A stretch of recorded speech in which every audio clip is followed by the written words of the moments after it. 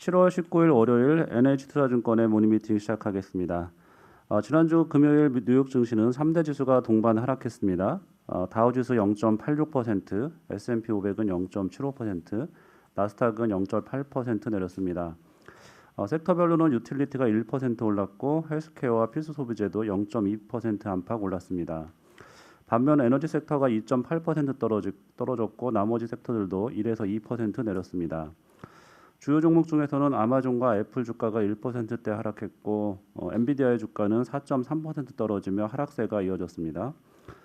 지난달 미국의 소매 판매는 전월 대비 0.6% 증가해 경기 회복에 대한 기대를 지지했습니다만 주식시장은 델타 바이러스 확산과 인플레이션 우려가 더 크게 영향을 미쳤습니다.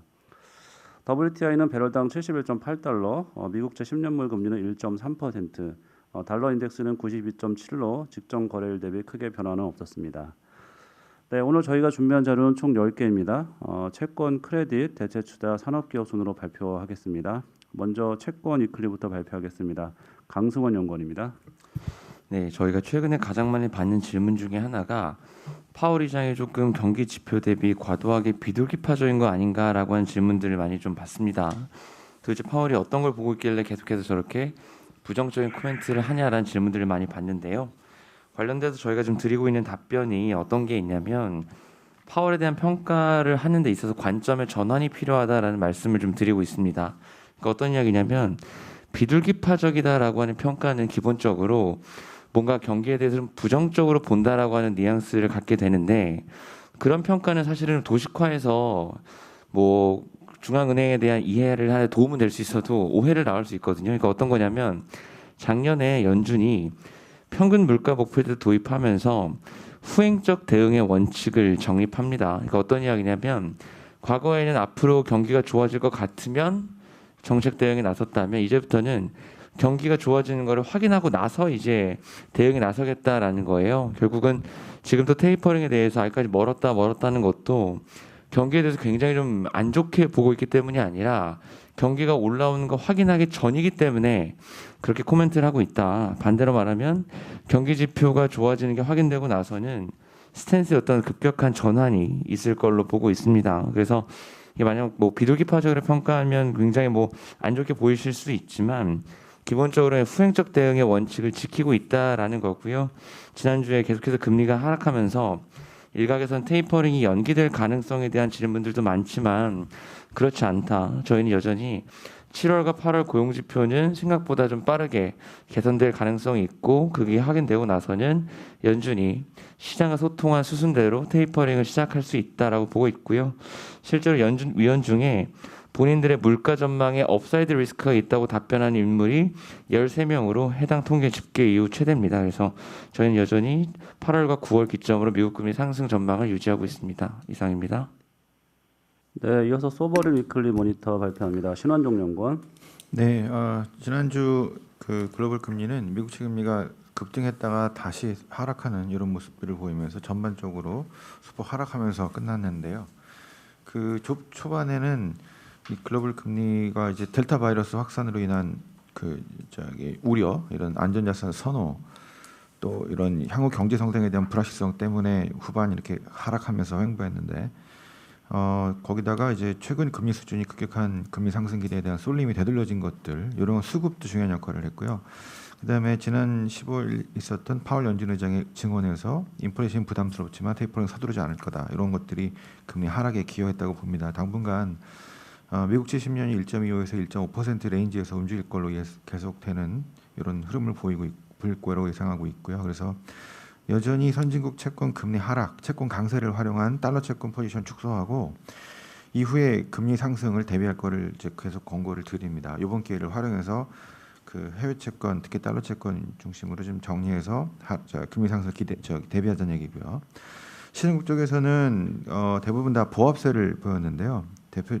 그중에 특이한 케이스가 이제 멕시코가 지난번에 그 6월에 그 예상외로 금리를 인상시켰는데 이게 잠시 머물 거냐 아니면 길게 이제 흐름이 바뀔 거냐에서 저희들은 인플레 압력이 계속되면서 기준인 금리 인상 사이클로 전환되는 또 다른 국가가 이제 멕시코도 될 것 같다, 이렇게 예상하고 있습니다. 이상입니다. 네, 이어서 글로벌 픽스드 인컴 ETF 전략 발표하겠습니다. 전병하 홍성훈 연구원입니다.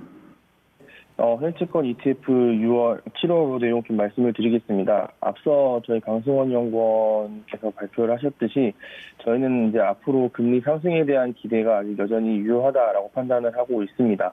저희 ETF 포트폴리오 자체로서는 조금 일찍 금리에 대한 네거티브 익스포저를 가져가고 있다는 게 부담이긴 하지만 어쨌든 저희 포트폴리오의 양대 축이 금리 상승에 대한 대비 플러스 높은 금리를 크레딧 쪽에서 활용해서 기본적으로 쌓아가는 방법이기 때문에 여기에 대한 포지셔닝을 좀 유지를 하고 금리 상승세가 촉발될 때까지 좀 지기할 수 있겠지만 기다림의 이유는 있다. 그래서 기다리는 상황이다라고 말씀을 드리겠습니다. 그래서 포트폴리오 포지션을 유지하도록 하고요. 이번 달 이슈 중에 하나는 미국 모기지 시장 관련 점검을 한번 해봤습니다. 이제 금리가 내려오면서 다시 MBS에 대해서 또 시장의 관심이 좀 높아질 수가 있는데요. 저희 입장에서는 9월 달에 모기지 유예 제도가 종료가 되는 부분들을 확인을 하고 난다면 지금 최근에 스프레드가 상승을 하고 있기 때문에 여기에 대한 밸류에이션 메리트가 투자 포인트가 될 수 있다라고 판단을 하고요. MBS는 9월 이후로 보자라고 말씀을 드리겠습니다. 이어서 크레딧 쪽 말씀을 드리겠습니다. 네, 크레딧 쪽 ETF 이슈 말씀드리자면은 최근에 이제 레버리지론보다 하이힐드 금리가 낮아지는 현상이 발생했습니다. 요거는 이제 금융위기 이후로는 19년도 하반기 이후로 이제 다시 이제 재차 두 번째 발생한 거고요. 이걸로 원인을 찾자면은 사실 펀더멘털적인 원인도 있겠지만 투자자들이 이제 금리 확보를 위해서 좀 신용도를 희생하다 보니까 하이힐드가 사실 레버리지론보다 신용도가 이제 평균적으로 낮음에도 불구하고 이제 둘 간의 이제 보상이 좀 급격히 줄어든 점이 가장 큰 원인이라고 보고 있습니다. 그래서 저희는 이제 하이힐드 추가 강세는 이런 가격적인 부담, 금리 부담 때문에 좀 비우호적인 수급 때문에 가로막힐 가능성이 높다고 보고 있고 또 현재에서는 하이힐드 대비 레버리지론이나 코코본드의 매력이 돋보인다고 판단을 하고 있습니다. 이에 따라서 저희 모델 포트폴리오에서도 하이힐드 ETF인 HIG나 기타 ANGL 대신에 이제 레버리지론 ETF인 SRLN 그리고 코코본드 ETF인 AT1을 추천드리고 있습니다. 이상입니다. 네, 이어서 크레딧 전략 듣겠습니다. 페맥스 리포트 김준용 연구원입니다. 네, 페맥스 회사채 관련해서 말씀드리겠습니다. 국제유가가 올라오면서 페맥스의 펀더멘털이 전반적으로 개선되고 있습니다. 올해 1분기 에비타 마진이 33%를 기록했는데요. 이는 작년 19% 대비해서 좀 큰 폭 상승한 수치입니다.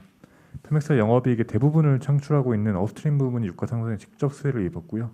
신규 광고에서 상업 생산이 본격적으로 시작되면서 원유 생산량도 회복되고 있습니다. 신용등급은 현재 수준을 유지할 전망인데요. 국제유가가 상승하면서 수익성이 개선되고 있고 그리고 정부의 자금 지원을 기반으로 투자 지출을 확대하고 있는 점이 신용등급을 당분간 지지할 전망입니다. 다만 유가가 상승함에도 불구하고 좀 수익성이 여리한 정유시설 관련 투자 지출이 증가하고 있고 당분간 마이너스 현금 흐름이 지속될 것으로 전망되는 점이 페맥스의 신용등급 상방도 제한할 전망입니다. 미국 패스와표 시채권의 투자 매력도가 높다는 판단인데요. 유사한 만기 달러 채권 대비해서 약 5%가량 높은 금리를 제공하고 있고요. 멕시코 국채보다도 한 2.5% 높은 금리를 나타내고 있습니다. 다만 로컬 채권을 투자할 때는 환율 변동성에 유의해야 하겠는데요. 현재 양호한 글로벌 경기 상황 그리고 풍부한 달러 유동성을 감안할 때 당분간 달러 가치는 약보합세를 보일 것으로 전망되면서 페소화 채권인 달러 채권 대비해서 좀 우수한 투자 성과를 보일 전망입니다. 감사합니다. 네, 관련해서 최근에 페소화 투자 흐름은 좀 어땠는지 좀 간단히 좀 말씀해 주실래요? 네, 지금 멕시코가 금리도 올리고 하면서 지금 페소화 가치는 달러 채권 대비해서 가치가 살짝 올라온 상황인데 현재 달러당 페소 가치가 한 20페소 정도 유지를 하고 있는데 당분간 저희 그 환율 담당하는 애널리스트 분께서도 달러 가치가 당분간 좀 약보합세를 보일 것으로 전망하고 있기 때문에 페소화 가치는 달러 채권 대비해서 조금 더 높아지지 않을까 현재로서는 전망이 되고 있습니다. 다음은 대체투자 글로벌 리츠 위클리 발표하겠습니다. 홍지원 연구원. 네, 글로벌 리츠 말씀드리겠습니다. 지난 한 주간 글로벌 리츠 지수 지금 0.2% 정도 강보합 마감했고요. 보시면은 섹터 단으로 봤을 때 미국 주거용, 헬스케어, 산업용이 강세를 보였지만 지금 미국에서도 미국 델타 변이에 대한 우려가 높아지고 있기 때문에 호텔과 리테일 리츠 하락폭이 좀 크게 나왔습니다. 지금 글로벌 리테일 리츠의 약세가 전반적으로 나오면서 리테일 비중이 높은 유럽 리츠도 하락을 했다라고 요약드릴 수 있겠고요. 저희가 이번 주보를 통해서 말씀드릴 내용은 오피스인데 그림 1번 차트를 봐주시면 2020년도 초 대비해서 호텔 다음으로 낮은 성과를 기록하고 있는 섹터가 오피스고요. 여기에는 사실 코로나 때문에 이제 뭐 재택근무라든지 이런 근무 형태의 변화가 나오면서 오피스의 수요가 좀 장기적으로 위축될 수 있다는 우려가 적용을 하고 있습니다. 이에 대한 이제 영향을 알아보기 위해서 저희가 구글 이동지수에서 직장 유동인구 증감률을 한번 비교를 해봤고요. 지금 미국 같은 경우는 아직까지도 마이너스 50% 수준을 유지를 하고 있고 반대로 아시아 지역 같은 경우에는 한 10% 내외 정도를 유지를 하고 있습니다. 또한 지금 저희가 또 업데이트를 해온 차트 중에서 오피스 부동산 거래액을 나라별로 좀 발라왔는데요.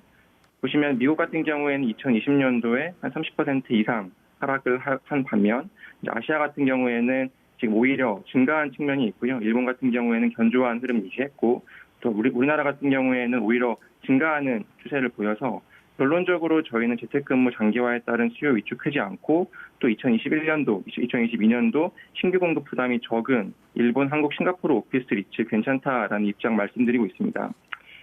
저희 NPL을 한번 봐주시면요. 도쿄 위주로 지금 오피스 가지고 있는 재팬 리얼 이스테이트, 티커로는 8952JP를 탑픽으로 말씀을 드리고 있고 오피스 리츠 중에서는 저희 NPL 포함해서 가지고 가고 있다라고 보시면 되겠습니다. 이상입니다. 네, 그 지역별 분야별로 리츠 선호도 한번 다시 정리해 주시면 좋겠습니다. 네, 저희가 확대 의견 말씀드리고 있는 국가는 미국과 일본이고요. 미국에서는 지금 주거용과 리테일, 호텔 가장 좋게 보고 있고 일본 내에서는 방금 말씀드린 것처럼 오피스 가장 좋게 보고 있습니다. 또한 지금 유럽 쪽에서도 리테일만 한정지어서 저희 확대 의견 말씀드리고 있다라고 정리드리겠습니다. 네, 수고하셨습니다. 이어서 원자재 위클리 발표하겠습니다. 황병진 연구원. 네, 원자재 말씀드리도록 하겠습니다. 지난주 S&P 골드만삭스 상품 지수 기준의 원자재 시장은 마이너스 0.33% 약보합 마감을 했고요. 7월 오펙 플러스 회의에서 이견을 보였었던 사우디아라비아와 아랍에미레이트가 타협 움직임에 나서면서 유가가 반락을 하면서 에너지 섹터가 2.51% 후퇴를 했습니다. 반대로 이제 지난주 주중에 말씀드렸던 이 농산물, 특히 미국 농무부 7월 전 세계 농산물 수급 전망 이후에 농산 3대 곡물 전반적으로 쇼커버링이 출해하면서 농산물 섹터가 6.08% 상승을 했는데요. 그 중에서도 대두와 옥수수보다는 소매 가격이 타이트한 구곡 재고뿐만 아니라 올해 생산량과 기말 재고 전망치가 하향 조정되면서 주간 12% 급등한 바 있습니다. 이번 주 주보에서는 지난주 시장에서 좀 관심을 모았었던 사우디아라비아와 아랍에미레이트 간의 타협 이후에 오펙 플러스의 그런 8월 이후 산유량 그런 결정에 대해서 좀 지켜보자라고 좀 말씀을 드리려고 했는데 전일 밤 동안 오펙 플러스가 이제 회의를 열고 8월 이후에 산유량 증산을 결정을 했습니다. 기존에 반기를 들었었던 아랍에미레이트에 대해서 내년도 5월부터 기준 산유량 상향 조정을 해줬고요. 아랍에미레이트 이외에 불만이 나올 수 있었던 국가였던 이라크라든가 러시아 그리고 쿠웨이트 그리고 사우디아라비아 자국에도 이 기준 산유량의 상향 조정을 하면서 결국은 최종 합의에 이르렀다라고 좀 보시면 될 것 같습니다.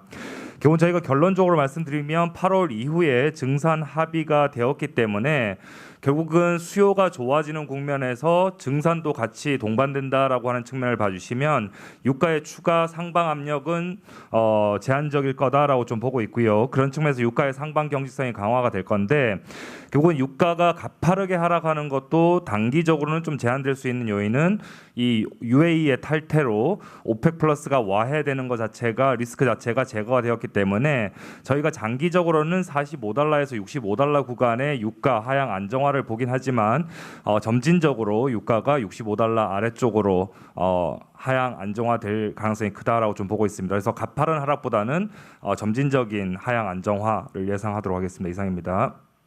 네, 유가 말씀해 주셨는데 산업금속 중에 구리 가격이 최근에 9,300불 정도에서 크게 이제 오르지 못하는 것 같아요. 좀 시각이 어떠신지 다시 한번 좀 말씀 부탁드립니다.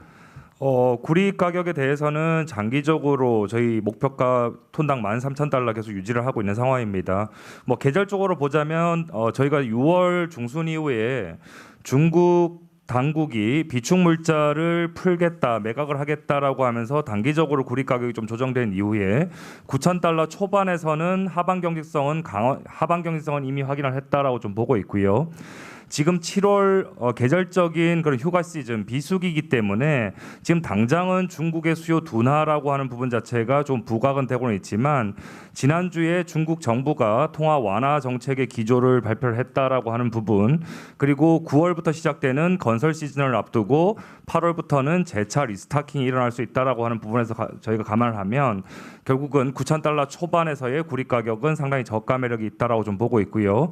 올해 3분기 말 그리고 4분기 내년까지 구리 가격의 강세는 유효하다라고 좀 보고 있습니다. 이상입니다. 네, 수고하셨습니다. 이어서 산업기업 쪽 리포트 발표합니다. 먼저 반도체 산업 도현호 연구원입니다. 예, 반도체 말씀드리겠습니다. 지난주 금요일에 해외 언론에서 인텔이 파운드리 업체 글로벌 파운드리즈를 300억 달러의 인수 협상 중이다라고 이제 보도를 했고요. 글로벌 파운드리즈에서는 여기에 대해서 좀 협상 중이 아니다라고 좀 부인했는데 저희가 뭐 파악한 그 내용에 의하면 협상이 좀 진행되고 있을 가능성이 좀 높다. 저희는 이렇게 보고 있습니다. 그래서 이 M&A가 성사될 경우에 영향에 대해서 좀 작성을 했는데요. 일단 파운드리 업계 경쟁이 좀 많이 심화될 것 같고 결론적으로는 삼성전자랑 TSMC 같은 기존 플레이어들한테 좀 부정적 영향을 좀 받지 않을까 그렇게 생각을 하고 있습니다. 이 글로벌 파운드리즈에 대해서 좀 생소하신 분들도 있을 것 같은데 이 회사가 원래 예전에 AMD의 제조 공장이었어요. AMD였는데 AMD가 좀 많이 어려워지면서 제조 공장을 외부에다 이제 매각을 했고 현재 이제 아부다비 정부의 투자 회사가 소유를 하고 있습니다. 그리고 AMD는 이 제조 부분을 매각하고 현재는 이제 팹리스 업체로 좀 남아 있습니다.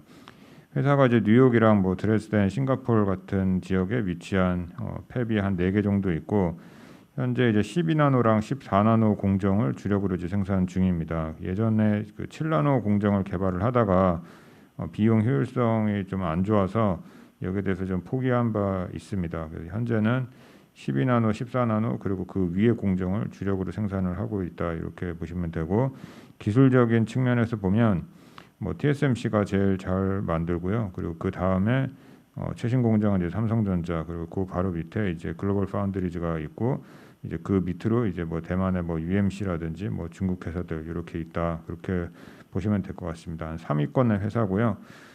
이제 많은 이제 언론이라든지 투자자들이 인텔이 이 회사 인수한다라고 해서 이 회사가 10나노 미만의 기술력이 없기 때문에 그 도움이 될까 이렇게들 많이 이제 의구심을 표시를 하는데 저희는 상당히 시너지 효과가 날 가능성이 좀 있다라고 생각을 하고 있습니다. 왜냐하면 인텔은 원래 파운드리를 안 하던 회사이기 때문에 회사의 문화라든지 가지고 있는 IP, 특허 이런 것들이 그리고 고객 서비스 이런 것들이 파운드리에 사실 적합한 회사는 아닙니다. 전 세계 PC랑 이제 서버 시장을 지배했던 슈퍼 갑의 위치에 있기 때문에 사실 을의 이 마인드가 좀 있어야 되는 파운드리에 좀 잘 안 어울리는 그런 기업 문화를 가지고 있거든요. 고객도 없고. 그런데 이 글로벌 파운드리즈는 업력이 길기 때문에 파운드리 쪽에 고객도 상당히 많고 그리고 확보한 IP라든지 특허 이런 것들이 상당합니다. 그래서 인텔이랑 같이 이제 할 경우에 시너지가 좀 많이 나지 않을까 그렇게 보고 있습니다. 10나노 미만의 최신 공정 기술은 인텔이 개발을 하면 되니까 이 공정 기술은 인텔이 개발하고 그리고 고객 베이스라든지 이런 거는 글로벌 파운드리즈가 제공하고 그래서 상당히 파운드리 이 사업에서는 저희는 상당한 큰 영향을 좀 일으키지 않을까 그렇게 생각을 하고 있습니다. 그리고 만약에 이렇게 되게 되면 결론적으로 수혜를 받을 수 있는 업종은 장비 업체들이 될 것 같고요. 이렇게 시너지가 나서 사업을 더 공격적으로 한다라고 하면 이 장비 발주라든지 이런 것들이 좀 많아지지 않을까 그렇게 생각을 하고 있습니다. 네, 좀 관련된 얘기 같은데 저기 엔비디아 주가가 최근에 조금 빠지고 있잖아요. 그 관련해서 혹시 코멘트 있으시면 같이 부탁드릴까요? 예, 엔비디아는 주가가 뭐 사실 최근에 너무 많이 올랐기 때문에 거기에 대한 일부 좀 조정이 있다 이렇게 생각을 하고 있고요. 작년에 뭐 테슬라라든지 뭐 이런 회사들이 액면 분할하고 나서 이제 주가가 좀 많이 빠졌었거든요. 그래서 거기에 대한 학습 효과 때문에 이제 액면 분할이 이제 기다리고 있으니까 그 이후에 주가가 좀 빠지지 않을까 이런 투자자들의 생각 때문에 좀 미리 좀 파는 게 아닌가 그렇게 생각하고 있습니다. 그리고 최근에 뭐 업황을 보면 뭐 회사의 그 뭐 매출은 잘 나오고 있지만 최근에 매출이 많이 올라갔던 그 이유 중에 크게 이제 암호화폐 채굴 수요가 있거든요. 근데 그 암호화폐 채굴 수요가 뭐 암호화폐 가격이 좀 많이 내려가고 있으니까 그쪽에서 뭐 GPU 매출이 좀 많이 줄어들 가능성이 좀 있지 않을까 뭐 이런 우려가 있고 회사에 또 최근에 이제 주가가 좀 많이 올라갔던 그 모멘텀 중에 하나가 그 암홀딩스 인수해서 여기서 시너지가 날 거다라고 좀 많이 기대하는데 최근에 업계에서는 중국 정부에서 이거를 좀 반대할 가능성이 좀 높다. 그래서 M&A가 어려워질 가능성도 뭐 배제할 수는 없다. 이런 생각들이 좀 있는 것 같습니다. 그래서 그런 것들이 최근에 이제 뭐 리스크로 작용되지 않을까 그렇게 생각을 하고 있습니다. 근데 뭐 저희 뭐 해외기업 팀이라든지 그 저희 판단도 그렇고 회사가 워낙 이제 뭐 좋은 회사기 때문에 뭐 조정 받으면 그 조정을 이제 매수의 기회로 이용하시는 걸 추천을 드리고 있습니다. 네, 수고하셨습니다. 이어서 클래시스 발표하겠습니다. 나관준 연구원. 네, 클래시스 프리뷰 자료고요. 네, 투자 의견 바이 유지하고 목표 주가를 21,000원에서 26,500원으로 상향하겠습니다.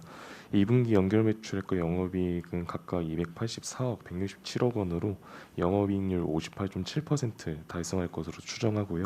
실적 컨센서스를 대폭 상회할 것으로 전망합니다. 지역별로는 특히 내수와 수출이 각각 96억 188억 원으로 4월까지 이어진 신규 광고 효과와 미용시술 수요 회복으로 내수 매출은 회복세에 진입한 것으로 판단하고요. 수출 비중이 큰 이제 브라질과 기타 국가양 수출이 1분기에 이어서 2분기에도 견조한 성장세를 확인하고 있습니다. 저희가 클래시스의 수출 데이터로 추정 중인 서울시 강남구 관세청 데이터를 보면은 2분기 수출액이 1,666만 달러를 기록했고요.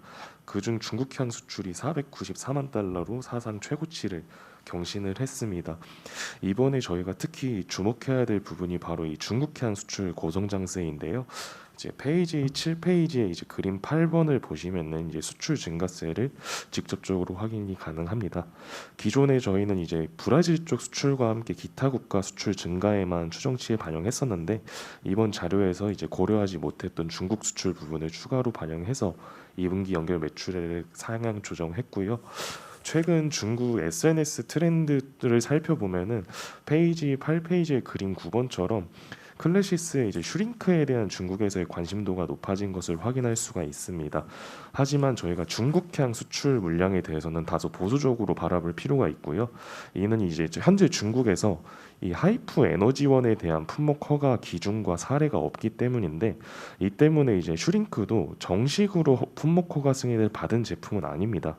하지만 이제 중국에서 하이프 장비와 관련해서 정식 허가 시장 자체가 존재하지 않기 때문에 뭐 비록 저희가 톡신처럼 허가받지 않은 뭐 블랙마켓향 수출이다라고 볼 수도 없는 좀 애매한 경계선에 위치해 있고요. 이러한 특성 때문에 중국 정부에서 언제든지 하이프 장비 사용에 대한 규제를 가할 가능성도 있습니다. 이 때문에 저희는 지속 가능한 매출로 기대하기는 어렵다라고 보고 있고요. 하지만 이제 최근 중국 시장에서의 브랜드 입지 상승이 향후 글로벌 마케팅에 있어서는 긍정적으로 작용할 것으로 기대되고 중국향 수출 물량이 기존 수출 물량분에 추가로 더해지는 개념이기 때문에 전반적으로 수출 고성장에 대한 기대감은 유효하다라고 판단을 하고 있습니다. 저희는 그래서 올해 브라질과 중국향 수출 고성장 기대하고요. 기타 국가형 수출도 양호한 추세로 이제 앞으로 셧다운이나 락다운처럼 물리적인 제약만 없다면 견조한 수출 성장할 것으로 전망하고 올해 하반기에는 이제 슈링크 유니버스 그리고 내년 상반기에는 비침스 고주파 장비인 볼류머 신제품 출시도 예상되어서 중장기적으로 신제품 출시 효과와 수출 고성장세 모두 기대하고 있습니다. 이상입니다. 네, 이어서 고려아연 말씀드리겠습니다. 고려아연이 저희 지난주에 주가가 좀 급등을 했었는데요. LG화학하고 양극재용 전구재 사업에 JV 설립해서 진출한다라는 뉴스가 좀 알려졌고요. 현재 고려하는 지분 35%를 보유한 주 캠코라는 회사가 황산 니켈을 연간 5만 톤 정도 생산을 하고 있습니다. 니켈은 아시다시피 전구체의 주요 원료 중에 하나가 될 거고요. 그래서 이런 이제 가공 사업을 좀 더 확대한다라는 개념에서 보시면 될 것 같고, 지금 현재 하고 있는 동박 사업에 이어서 전구체 사업에도 진출함으로써 2차 전지 소재 사업을 확대한다는 점에서는 상당히 긍정적으로 평가할 수가 있겠고, 지난주에 주가가 또 그걸 반영한 것 같습니다. 다만 저희는 아직 그 사업 계획이 구체적으로 알려지지 않았다는 점을 좀 생각을 하고 있는데요. 시작하는 규모라든가 LG화학의 생산 캐파 확대에 맞춰서 그렇게 공격적으로 늘릴 수 있을지에 대해서 좀 더 좀 구체적인 사업 계획이 나와야 된다라고 보고 있고, 지난주에 주가 급등으로 인해서 그런 기대감이 상당 부분은 반영됐다 이렇게 판단을 하고 있어서요.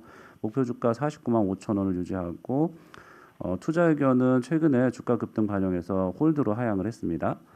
2분기 실적은 양호할 걸로 예상을 합니다. 연간 영업이익 기준 2,229억 예상하고 있는데, 시장 컨센서스 대비해서는 저희 추정치가 약 4.5% 정도 높은 수준입니다. 아연 판매 가격이나 연 판매 가격은 나쁘지 않고요. 그다음에 연 같은 경우가 재고분 판매가 2분기에 좀 있었을 걸로 추정이 됩니다. 그리고 연간 TC 하락에 따른 TC 소급분도 있었을 거라고 추정이 되지만 1분기에 선반영된 것들이 있어서 예상보다는 그렇게 크지 않지 않을까 이렇게 추정을 하고 있습니다. 네, 이상 말씀드렸고요. 끝으로 해외 주식 신타스 발표하겠습니다. 한희연구원입니다. 네, 저희 NH 해외 주식 유망 종목으로 추천을 드리고 있는 신타스인데요. 그 분기 실적에 대해서 간단하게 코멘트 드리겠습니다. 일단은 이번 분기 실적은 호실적을 발표를 했고요. 매출, 영업이익 그리고 순이익 모두 시장 컨센을 상회하는 서프라이즈를 시연을 했습니다. 이 코로나 발생 전 분기와도 비교를 했을 때 거의 매출액과 영업이익은 이미 코로나 발생 전 수준을 회복을 했다라고 생각을 해주시면 좋을 것 같고요. 일단은 경제활동 재개 때문에 이제 본업인 유니폼 렌탈과 시설관리 서비스 부분이 회복을 하고 있습니다. 실제로 이번 분기 유니폼 렌탈 그리고 시설관리 서비스 사업 부분의 유기적 매출 같은 경우에는 자체 가이던스보다 상회하는 13.7% 증가를 하면서 회복세를 보였고요. 반면에 코로나 특수를 누렸던 응급처치 그리고 안전 서비스 사업 부분 유기적 매출은 좀 감소를 했지만은 결국에는 이제 지난해 높은 기저 효과 그리고 개인 보호 장비 수요 피크아웃 때문으로 좀 파악을 하고 있습니다. 신타스 같은 경우에는 단기적으로 서비스 가격 인상 가능성 그리고 미국 내 실업수당 지급 종료를 앞두고 이 고용 회복이 나타나면서 유니폼 렌털 수요가 증가를 할 것으로 저희는 좀 예상을 함에 따라서 이 하반기 실적 모멘텀은 지속이 될 거다라고 보고 있습니다. 중장기적인 관점에서는 이 팬데믹 상황 속에서 단행했던 여러 가지 비용 절감 방안들 그리고 효율성 제고를 위한 배송 밀도 상향 그리고 전사 자원 관리 시스템 도입 뭐 이런 것들 때문에 중장기적인 이익 체력은 지속적으로 향상이 되고 있다라고 보고 있습니다. 안정적인 실적주로 최근 주가 약세는 투자 기회로 판단을 하고 있습니다. 이상입니다. 네, 이상으로 모닝미팅 마칩니다.